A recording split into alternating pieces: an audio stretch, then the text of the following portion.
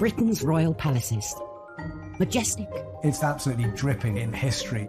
Luxurious. The White Drawing Room at Buckingham Palace is like a scene from a Disney film. And packed to the rafters with incredible secrets. Secrets that the royal family would much prefer not to be made public. From royal courtships to royal births to royal marriages and scandals, the palaces have played host to all of that. This series goes behind palace walls. The royal palaces represent the monarchy and have incredible history. We'll learn how these iconic creations were built. 16th century kings built with brick in a way that we wouldn't recognise today. This is George IV leaving his mark on the centre of London. Uncover the spectacular palace art housed within them.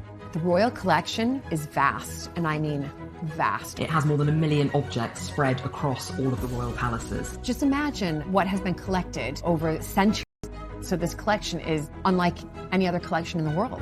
Discover their gruesome stories. It's an amazing insight into the royals' history, but also our common history. Frankly, you're going to cut the head off a king. It's got to be done in a palace. And relive the recent events that shaped the modern royal family. The whole case was an absolute fiasco and a huge embarrassment. The Queen was particularly aggrieved that Harry had done it in the way that he had. This is The Secrets of the Royal Palaces.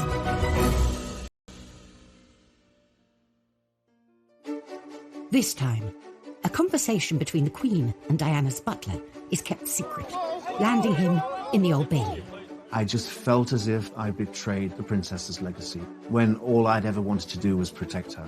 We explore the royals' hidden getaway, the vast estate of Balmoral.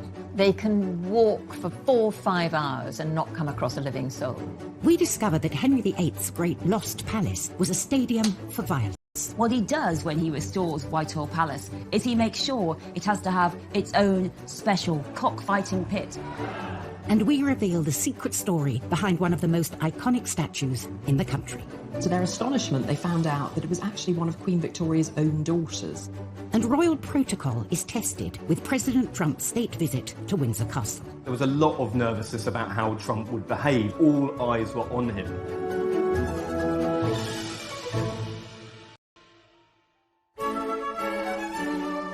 The royal palaces are stuffed to the brim with priceless objects and paintings. Every wall, corner and staircase of the palaces is lined with sensational pieces of art, including hundreds of portraits. Throughout history, portraits have normally been for the purposes of state or for propaganda. They are kind of weapons, if you like, in the country. Countless paintings in her reign, often multiple times a year. She has a room in Buckingham Palace, the Yellow Drawing Room, that is specifically set up for artists. And I suspect that she takes the view that sitting for a portrait painter is an occupational hazard. Many of these portraits are displayed across the royal palaces for all to admire. But sometimes an artist delivers the unexpected. Ladies and gentlemen, I give you Lucian Freud. Lucian Freud was one of the most successful, popular, figurative artists of the 20th century. He was particularly well known for his really searingly truthful images of people. For nudes, which are very uncompromising, quite gritty, not particularly pretty. So eyebrows were raised when the Queen agreed to be his subject. It's quite a brave decision of the Queen. Freud offered to paint the Queen for free. And after years of secret negotiations, the Queen accepted. He kept insisting that the Queen would need to come to his studio, and he was asking for at least 72 sittings. The Queen, of course, is a phenomenally busy woman. She doesn't normally give more than a handful of sittings to any one portrait painter. Eventually they compromised. Freud would come to the Queen, painting her in the Royal Collection's Paint Conservation Studio in St James's Palace, where she would sit for 20 sessions. Fewer than the original 72 sittings requested. When he realised he would have much less time, was he just immediately shrunk the size of the canvas. It's a really small, almost postcard-sized painting of the Queen. You'd see this cropped version of the Queen's head and shoulders with just that edge of the crown coming over her head. She could almost be one of us. The finished piece, a small headshot, just 9.5 inches by 6 inches, caused quite a stir when the public got its first glimpse in December 2001. It was definitely a Marmite moment. People loved it, people who hated it, and nobody was in between.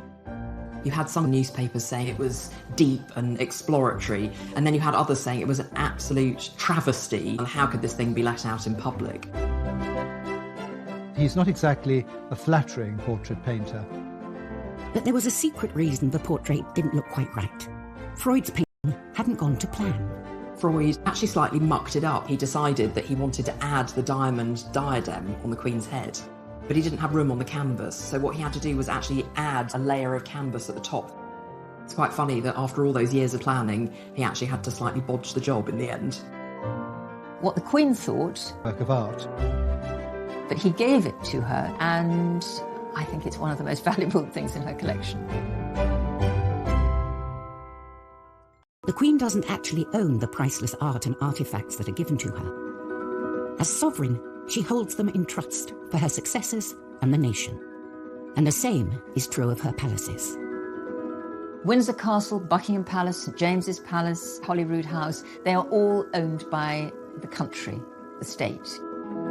The only two royal residences that the Queen actually owns are beautiful Sandringham Estate in Norfolk and Balmoral in Scotland.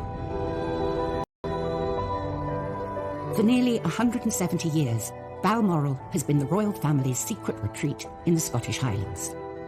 Balmoral is very Scottish. It's set in the most beautiful countryside in the Highlands of Scotland. The royal family's annual summer holiday here is a time for them to embrace all things Scottish. So you'll quite often kind of be woken up with the sounds of bagpipes. Being a Scot, that's something I wouldn't mind actually having a piper wake me up.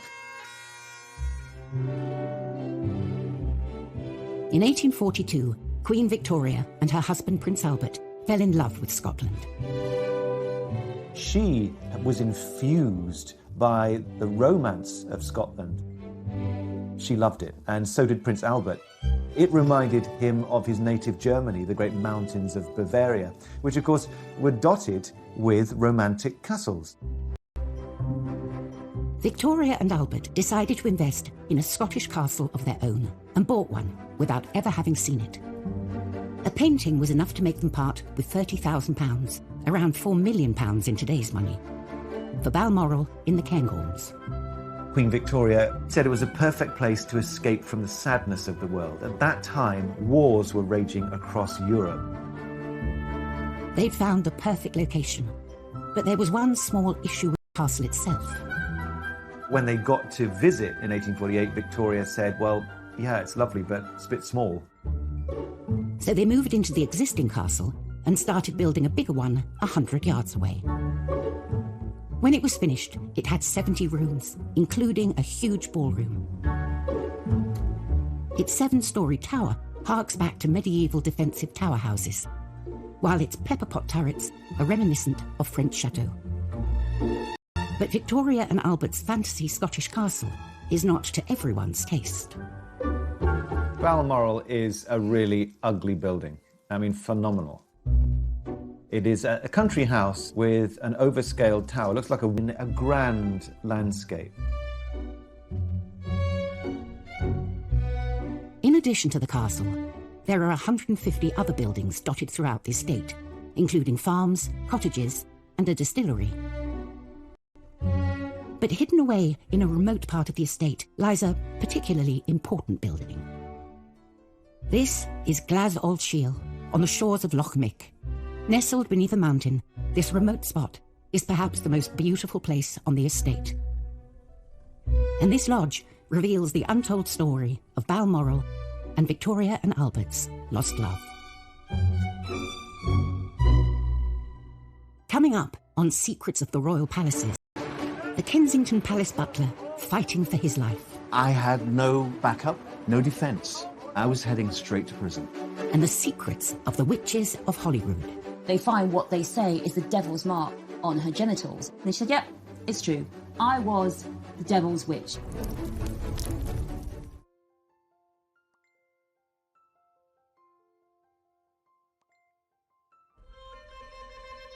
Each royal palace is as unique as monarch who lived there.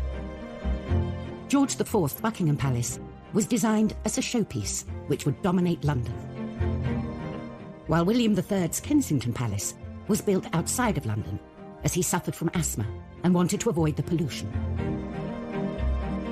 But none of the palaces are as closely associated with a particular monarch as Queen Victoria's Balmoral Castle. Balmoral, the royal Scottish retreat. It's not just a house, it's a 50,000-acre estate. That's almost twice the size of the city of Manchester. Balmoral is hundreds of acres of nothingness with nobody. They can walk for 4 or 5 hours and not come across a living soul. Queen Victoria and Prince Albert bought the estate as their ultimate secret love nest, a place where they could get away from the court and be together. It's what they were buying into at Balmoral. It was a way of life. It was an escape from royal duty and ceremonial and stuffy staterooms and interfering prime ministers. This was their pad. It was where they could indulge in their hobbies. Here, Albert would stalk deer and Victoria would paint. But all that came to an end in 1861 with Albert's premature death. Victoria was devastated. She retreated from the world and found solace at Balmoral. And here on the shores of Loch Mick, she built what she called her widow's house, where she could mourn in peace. It was an additional place where she associated to it. It became hers, her widow's cottage. And it just shows the depth, I think, of her despair and her need to escape. And it was at Balmoral that she found a place to do that. Victoria spent her first night in the lodge in October 1868 and recorded her sorrow and loneliness in her diary, missing her dearest Albert, with whom she had been so happy at Balmoral.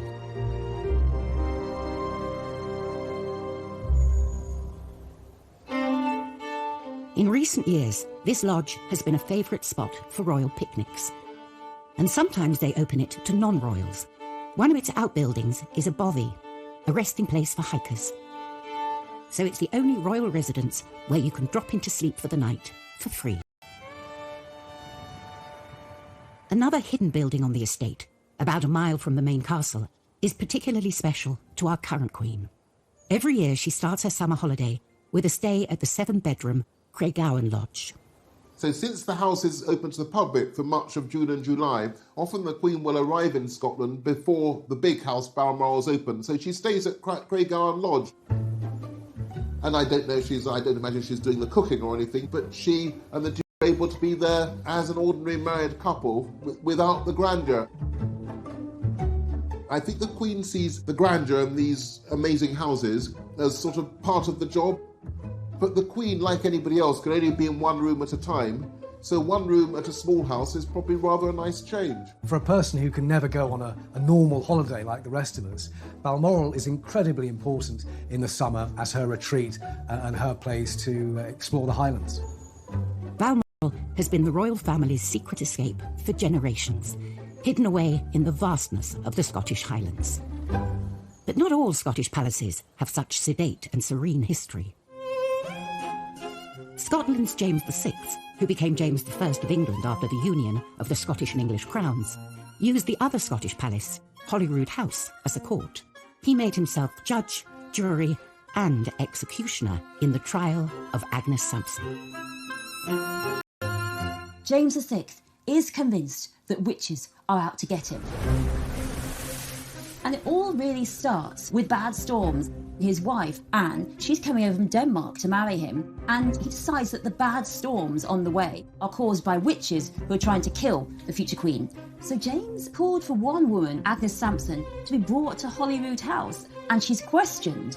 And in front of the king, she refuses to say she's a witch. She says she's innocent. So she's taken to the Holyrood cells. It's got these 4 teeth. 2 go into one cheek and the other 2 go onto the tongue. It's really torture.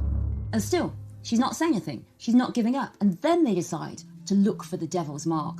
And what they mean by a witch mark is what we'd see as a mole, even a freckle. I mean, they're that desperate, sometimes even a freckle will do. So finally, they find what they say is the devil's mark on her genitals, on her privities, as they put it. So that is really moment when Agnes crumbles. She said, yep, it's true. I was the devil's witch.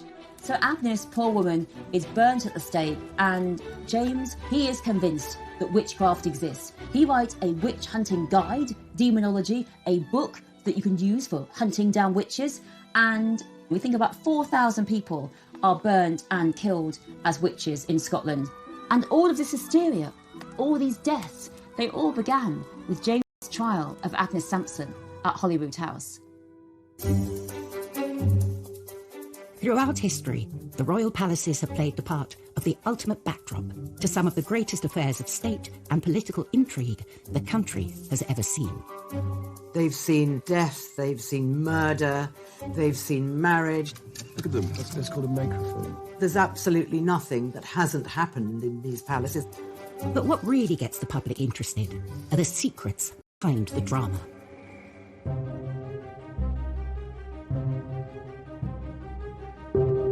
June 1998, Kensington Palace. 10 months after Princess Diana's death, her former butler, Paul Burrell, is spotted by the police. Duty police officer at Kensington Palace noticed Paul Burrell pulling up about 3:30 in the morning, loading up his car with a couple of evening dresses and a wooden box. 3 years later, the police launch an investigation into the suspected sale of Princess Diana's personal possessions in America. It led police to Burrell's Cheshire home, where he was then living with his wife and 2 sons, and a dawn raid. When the police came to my family home that day, the bottom of my world fell out. I felt completely helpless and hopeless.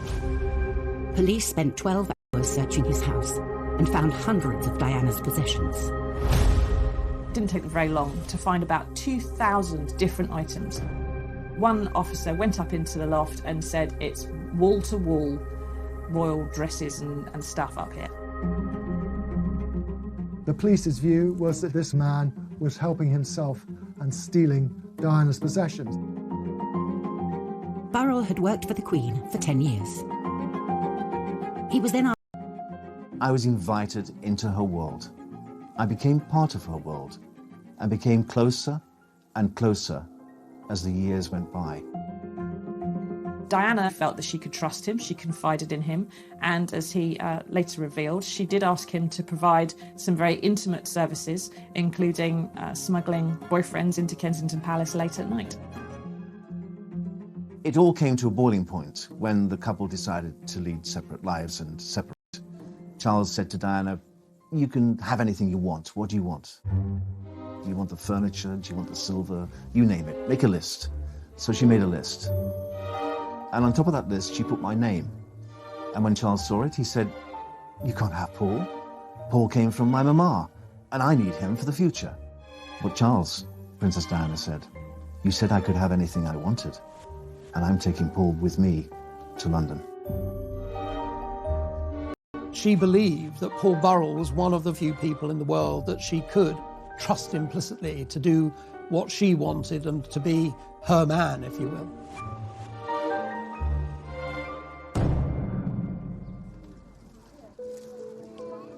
After Princess Diana's tragic death in 1997, Burrell was heavily involved in sorting her belongings at Kensington Palace. It was an arduous task, but I found it quite cathartic, really, to be in her world, to still be in control, to still be taking care of the things that she loved most.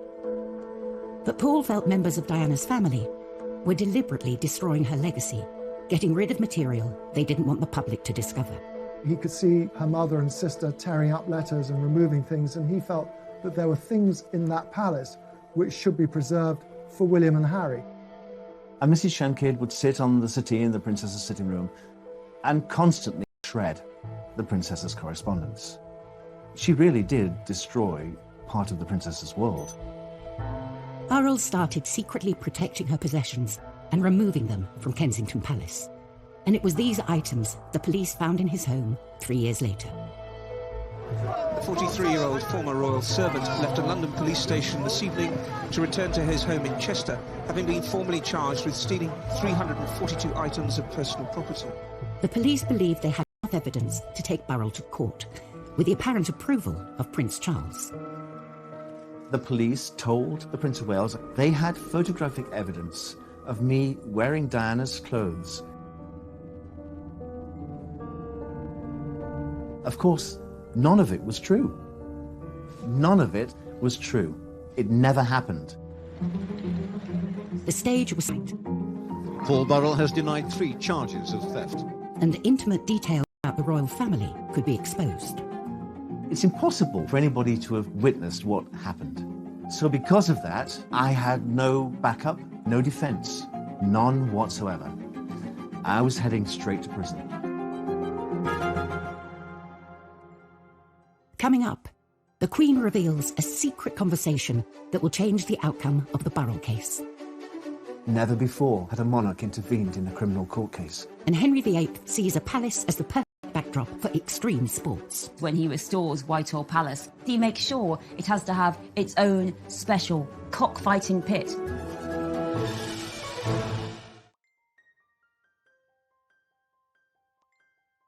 In that palace, which should be preserved for William and Harry.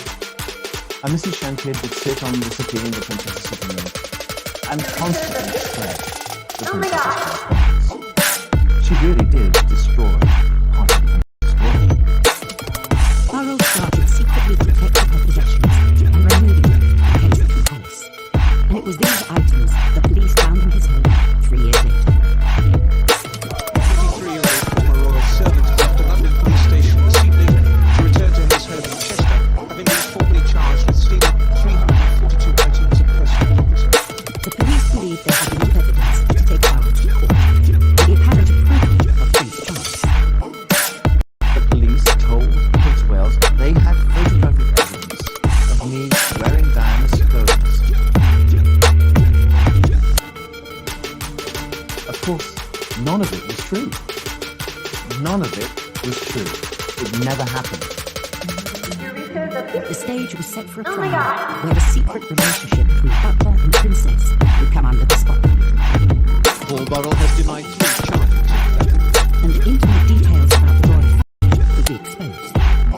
It's impossible for anybody to have witnessed what happened. So because of that, I had no backup, no defense, none whatsoever. I was heading straight to prison. Coming up, the Queen reveals a secret conversation that will change the outcome of the Burrell case. Never before had a monarch intervened in a criminal court case. And Henry VIII sees a palace as the perfect backdrop for extreme sports. When he restores Whitehall Palace, he makes sure it has to have its own special cockfighting pit.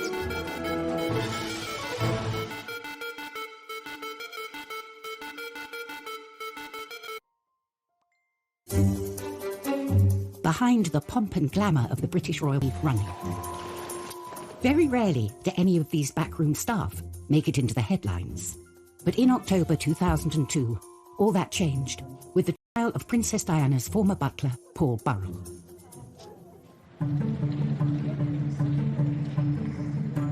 Burrell was accused of stealing possessions worth millions from Diana's Kensington Palace home. The police wanted my head on a spike. They wanted me in prison. Because then I would never, ever have been believed again. In his defence statement, Burrell mentioned a conversation he had had with the Queen after Diana's death. We were standing in her sitting room, just the 2 of us, and we had a very open, frank discussion. I told her everything that had happened, and I said, I've taken it upon myself to keep things the princess had given to me for safekeeping, and I've protected them. And she understood that. But due to an age-old palace protocol, Burrell was duty-bound to keep the details of this conversation secret. Paul Burrell couldn't say to his lawyers, look, I told the Queen I'd taken all of this. He was just prevented from doing so.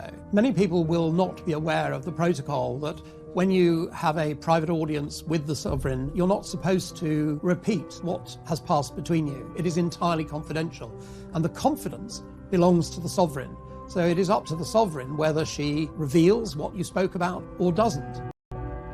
I'm not going to tell them how close I was to Her Majesty. I'm not going to tell them. That's going to be my privilege. But I would have to pay the cost.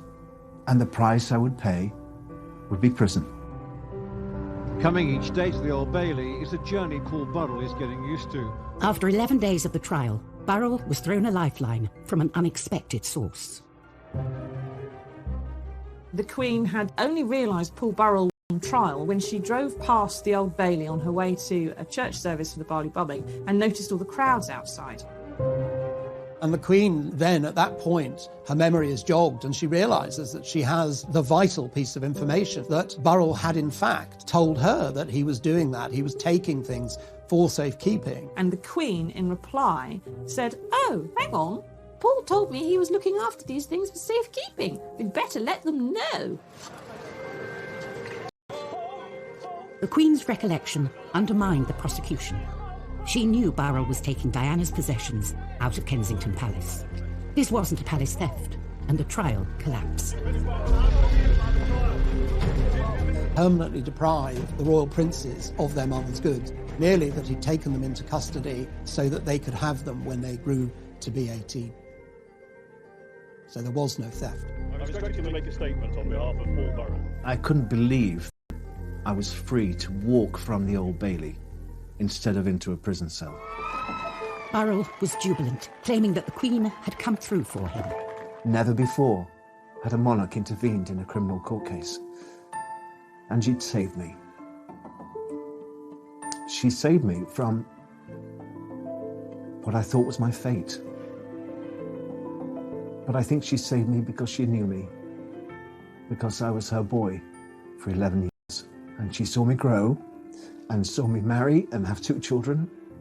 And I think she cared.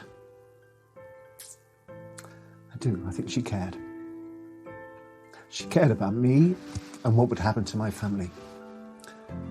One of the most high-profile court cases was now over. The Kensington Palace butler was free.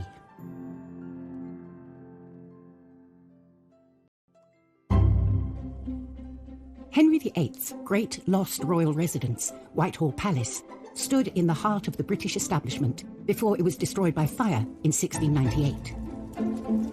This palace was built for excitement. It was a pleasure palace, thanks largely to the cockpit at court. Henry VIII's Whitehall Palace, it wasn't what we'd imagine to be a palace. There were 4 tennis courts and a tilt yard for doing jousting. Henry VIII was a great sportsman, and when he was outside London in Hampton Court or Windsor, he went out hunting. And when he was in London, the sport he did was watching animals beat each other up to death. Cocks, bears and dogs. Actually, cockfighting had really been wearing down in its popularity. Henry comes to the throne and cocks are back. And what he does when he restores Whitehall Palace is he makes sure it has to have its own special cockfighting pit, the large building surrounded by seating, so that when those 2 cocks go and fight it out, everyone can watch them and cheer them on. And Tudors loved it. It was not a time for happy lives for animals. You know what stands on the place of Henry VIII's cockfighting pit? That is now 10 Downing Street, the Prime Minister's residence, where those big, puffed-up cocks fight it out for power and glory behind closed doors. Whereas Henry VIII's Whitehall Palace was built in the centre of London, British establishment, Balmoral was built as far away from it as possible. For Queen Victoria and Prince Albert, it was their secret local culture and incorporated it into their castle. Balmoral is quintessentially Scottish, and quite deliberately. It was seen very much as an opportunity to make the British monarch seen as more Scottish rather than simply an English monarch. Victoria and Albert immersed themselves in the Highland life, especially when it came to their decor. Balmoral is entirely clad in tartan. That was always the intention. The carpets were tartan, the seat covers were tartan, the curtains were tartan. No doubt they wore tartan. In the servants' quarters, on the floor was tartan linoleum. And if you looked at the walls, loads of stags' heads and antlers and deer skins on the floor as you come in through the main entrance. It was a theme park of Scottishness. Victoria and Albert's obsession with tartan was actually a secret political ploy to win back the support of the Scots. In the middle of the 18th century, Victoria's great-great-grandfather, George II, had invoked the massacre of Glencoe. Tartan was banned. Any affiliation with Scots or Stuarts against the English kingship was treasonous. And so for Victoria to start to rebind the links with the people of Scotland went down really well. A century and a half later, have our modern royals torn out the tartan? Few had seen inside this private home until 2013, when New Zealand's Prime Minister John Key broke protocol and shared a photo of the Queen's private living room.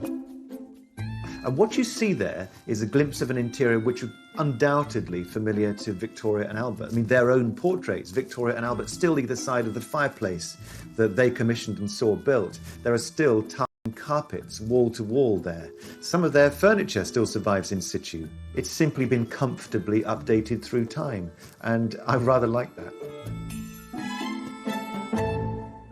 While in Balmoral, you can walk for miles without bumping into another living soul. In London's Kensington Palace, you can't turn a corner without bumping into a royal. In fact, it houses more royals than any other residence, including the future King and Queen. And watching over this palace is Britain's second longest reigning monarch, Queen Victoria. This marble monarch greets over 500,000 palace visitors every year. But the creation of this statue is one of the palace's greatest secrets. Completed in 1893 to commemorate her Golden Jubilee a few years earlier, the young, slender figure is not the Victoria we think of today. The image most of us have of Queen Victoria is when she was old, when she was a widow, she was dressed in black, and she looked pretty. Commissioning this statue, the powers that be decided on an open competition, allowing anyone to enter a design. Various people sent in sketches. One came in anonymously, and it was decided by the commission unanimously that that was the sculpture they were going to go for. Little did they know, this was no ordinary submission. To everyone's surprise, the winner was actually a female sculptor, which in itself was pretty amazing. But then, to their astonishment, they found out that it was actually one of Queen Victoria's own daughters, Princess Louise. The sixth child of Victoria and Albert, Princess Louise, was something of a rebel princess. Princess Louise was probably the least conventional of Victoria's children. She rode bicycles, she smoked cigarettes, she had numerous affairs. She believed strongly in women's rights and suffrage. She also was very artistic. She wanted from a young age to go into what at this point was a male-dominated world of art and sculpture. Unsurprisingly, there were lots of subjects Louise and her mother did not see eye to eye on, including her sculpting. Victoria very much disapproved of her daughter's interest in sculpture. She thought it was a masculine art form and really unseemly for a princess. But the rebellious princess stuck to her guns. After much pushing and cajoling, she persuaded her mother to let her go to the National Art Training School, now the Royal College of Art. And that made her the very first princess ever to go to a public education institution. At first, Louise had not wanted to enter the competition for the commission, fearing it would be inappropriate. But now that she had won it, the stakes were even higher. Not only did she have to satisfy the organisers and the general public, she also had to please her disapproving mother, the Queen. Everyone would have had an opinion about the sculpture, and lots of people would have been waiting for Louise to fail, particularly feeling that a woman sculptor wasn't appropriate and a member of the royal family.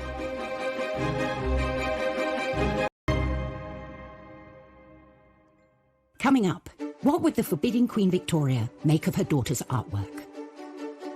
You get a sense of the pressure coming from all directions. And President Trump refuses to follow the rule book while visiting Buckingham Palace.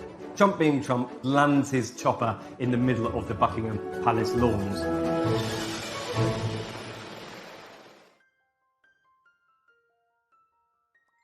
Now the Royal College of Art.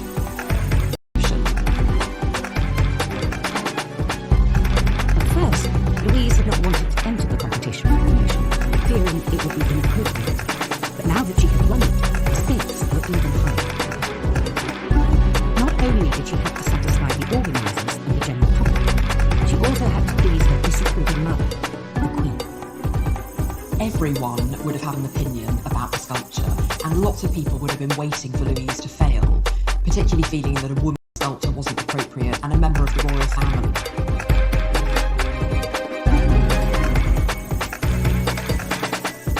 Coming up, what would the forbidding Queen Victoria make of her daughter's artwork? You get a sense of the pressure coming from all directions. And President Trump refuses to follow the rule book while visiting Buckingham Palace. Trump being Trump lands his chopper in the middle of the Buckingham Palace lawns.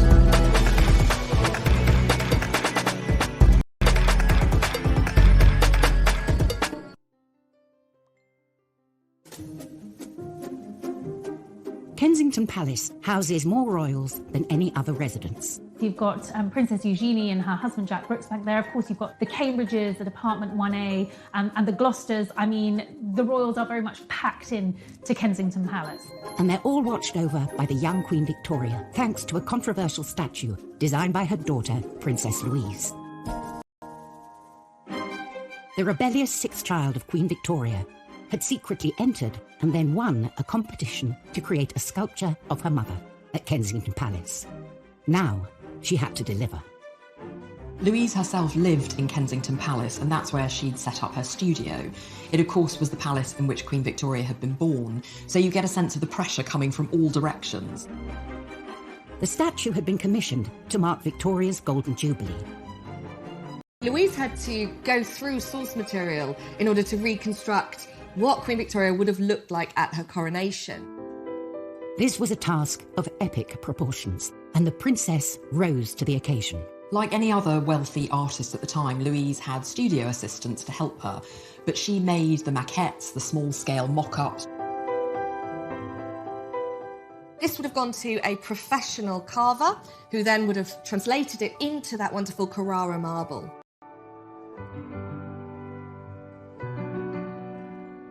Although the statue had been commissioned for the 1887 Jubilee, it was not completed until 1893, on the anniversary of her coronation. Victoria herself unveiled the statue, but would she like it? She said, "It gives me admirably designed and executed by my daughter." The rebel princess had pulled it off. The Queen loved the statue. Princess Louise carved several other public statues, but her best known is the one she made to stand here, guarding her mother's childhood home.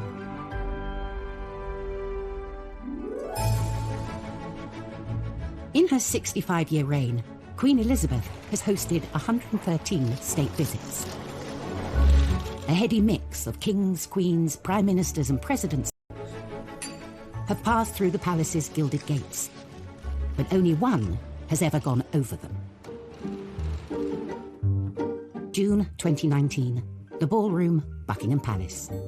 Georgian tableware is laid for a very special state banquet. The state visit is very much about putting on the best of British. It's a chance for us to show off and say, this is what we're all about, and the Queen personally will inspect the table. So there's pressure for the butlers. Feeling the heat on this official visit will be American President Donald Trump. Americans love the royal family. Even if you're the President of the United States, it's a big deal to come and meet the Queen. You know, you couldn't get two more opposite people in one room together than President Trump and Queen Elizabeth. The palace was on high alert for any potential banana skins, which wasn't surprising. considering what had happened the first time President Trump met the Queen at Windsor Castle. If you look back at the G20 2018 visit, he did have that huge faux pas. Trump walks in front of her, everybody's cringing.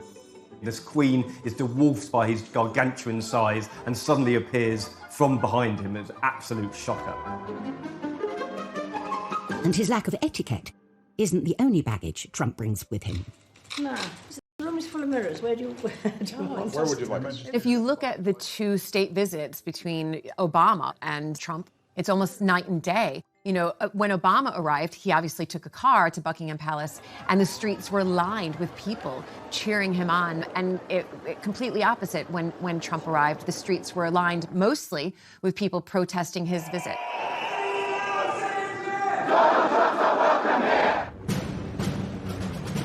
To avoid the anti-Trump protesters, the president decided on an entrance nobody else had done before. He was the very first president to fly in on a helicopter for a state visit. Trump being Trump, flies over the protesters, lands in the middle of the Buckingham Palace lawns. All the journalists, including myself, were stationed on the lawn. Emerges from the helicopter. He thought he was going to meet the Queen, but it was Charles and Camilla who were the first to meet him. Only then did Trump get to join Her Majesty, inspect the guard, from a safe distance. I think he probably surprised many people in that he was quite quiet and subdued. It's almost like you're visiting your granny. And you remember when you used to go and visit your granny, you would wear your best clothes, you would mind your P's and Q's, you wouldn't make any mistakes. President Trump knew he needed to be on the very best behavior. You have to remember, this Queen has been through everything. She's seen it all. This is just another president. Next time, at Windsor Castle, the world's oldest working kitchen rises from the ashes. The archaeologists revealed something quite extraordinary, that this was original to Edward III's building. We explore the mysterious Balmoral pyramid. It is really not what you would expect to see in the middle of the Scottish Highlands. And Diana's statue fails to materialise at Kensington Palace. Is this further evidence of a fractious relationship between the two of them?